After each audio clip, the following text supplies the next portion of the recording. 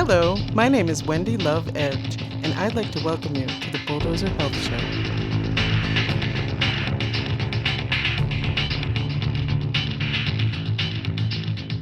In this episode, I'll be interviewing Alexandria Pulfur, yoga instructor and founder of Yoga Deza in Arkansas.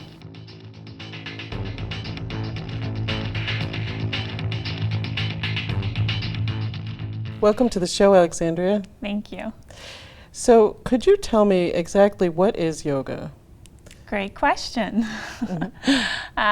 For me, I can answer for myself. So, Okay. yoga is a term that's put on a practice that so many people have adapted and evolved in different ways. And for me, yoga is specifically a physical and mental practice that I take on with the main intention of cultivating ease and satisfaction with my life. Nice. So it's exercise, but there's really a mind-body connection, isn't there? Absolutely. So with ancient text and yoga stemming from India, the ultimate purpose is samadhi, which is bliss. And while like that. it starts out with a practice of awareness and evolves through to eventually bliss. And what happens from those 2 points of starting to become aware of both mental and physical aspects of your life is a physical practice of poses, of moving your body in a certain way to realign your muscular, skeletal systems, and then also having benefits on your nervous system, your glandular system, all parts of your physical being to then harmonize with mental, spiritual experiences of our life. Wow, that's amazing. I was reading about some of the health benefits, and it was really of interest to me because one of the things that I read, and maybe you can verify this, is with this type of, I guess we'll call it exercise, movement, the body actually reduces in heart rate and blood pressure, unlike other forms of physical exercise. Right. Is that accurate? Yeah, totally. So some of the first real recordings of yoga were happening when television and people started playing with cameras. But so what we have were some of the first teachers in the early 1900s when yoga started to spread worldwide. Is this something that they're doing in the East that the West wants to know about? So Krishnamacharya is one teacher, for example, who had people come and visit him in India, and they would strap on heart rate monitors and have him like literally show that he could actually stop his heart. There are documentations of yogis that could stop their heart from moving and still stay alive. So it's funny. It was at the time it was like this novelty, almost magic trick, almost a sideshow kind of thing. Right, totally. Right. And then now, where it is today, is this practice that's really regarded as almost necessary to maintain a certain level of health in our daily lives. Right.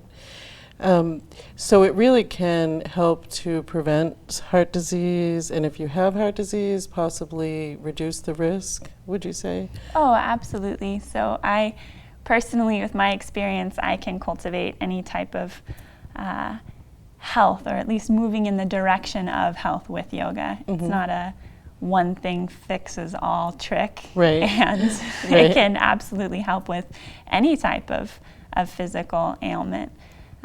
Just to share a little bit more, so much of our daily lives will impact our heart. Like the idea of like, oh, my heart hurts with something that's really sad, or when you're feeling stressed or anxious, and you can actually feel your heart rate pick up if someone says something to you that triggers any type of reaction. Sure. So the idea of being able to cultivate awareness, invite your breath in, and stay at some type of intentional cultivated peace will always help your heart. Absolutely, and other systems of your body. Stress is such a big factor in health, and definitely can be sort of the thing that can bring you into ill health or not, depending on what you allow for stress levels.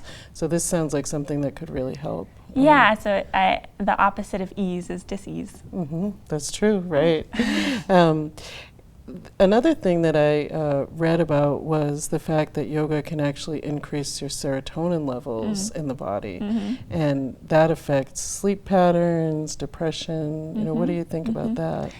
Well, they say that the largest concentration of serotonin is actually in the gut. And for me personally, with yoga, it's helped me like establish my torso in a new way to support my digestive system by allowing my shoulders and my neck to stabilize, thus lifting up my chest and allowing for the digestive organs to settle in a way. Oh, okay. And then we're always doing twisting movements, and those movements are helping stimulate the digestive system. So yes. Yes, that's the short answer, Yeah. but that sounds wonderful. The gut is so important for the immune system, for everything. It's, you know, our center. Yeah. So I can really see how that would improve health by working with it and bringing it to balance. Right. I love telling people that we're essentially just like walking digestive systems. Like if you, like, yes, I have arms and legs, but beside my arms and legs, like all this is just working to digest food. It's like the mouth going down, like this is, we're just walking digestion. Right.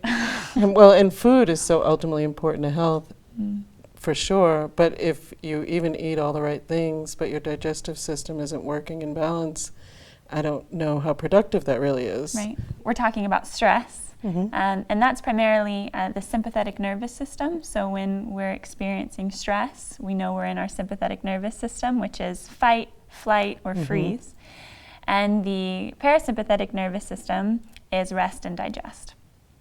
So if we're able to cultivate a certain level of rest, then we'll be able to be in our parasympathetic nervous system supporting digestion as well. So literally the functions of your stomach aren't able to work properly if you're in a state of stress. I understand what you're saying. Fight or flight is something that we all need to be aware of for our health. When you're in fight or flight mode, it creates all these hormones that can cause ill health. So I think it's really productive and great that yoga can help people to come out of that. So would you like to show me some breath work and some yoga that would help to reduce that fight or flight syndrome and stress levels? Absolutely. Any yoga pose will always help with that, and there are definitely some specific techniques that we can look at. Great. Well, we'll be right back with the practice of yoga. So Tadasana is one of the most simple yoga poses that can have a huge impact on your overall health. And it's called a mountain pose in English. And you can drop your arms out by your sides, palms forward. Take a little bend to your knees. So often we lock out our knees. We want to bend the knees so that the muscles support our stance rather than our bones. And then lift and spread your toes. And if you lift your toes up off the mat, you should be able to feel all the muscles in your legs turn on. So keep your toes lifted, bend your knees, then roll your shoulders back onto your back and lean back in space until you feel your heels press down into the ground, nice and strong and firm. Keep the little bend to your knees, little bend to your elbows. So there's a prana, we call this, that the life force easily flows throughout your body.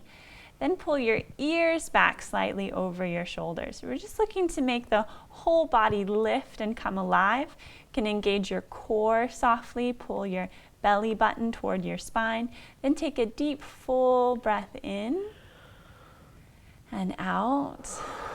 So right now, this work, like the lifting of your shoulders up and back, the engagement of your core gently, is all lengthening and opening the body, creating more space for all the organs, the flow of blood, communication for nerves. We're opening up space in the body. And then breath. Keep the breath moving in and out. Beautiful. That's Tadasana. Feels really good, actually. Yeah. Great. So cultivating Tadasana can immediately help shift your awareness into the present moment, take you out of any reactive thoughts that you might have in your sympathetic nervous system and help you create a reset in your mind and your body. Wow, it's such a simple way to do that, and it felt really great. Awesome. So thank you so much for showing me that. Yeah, you're welcome, Wendy. Thank you.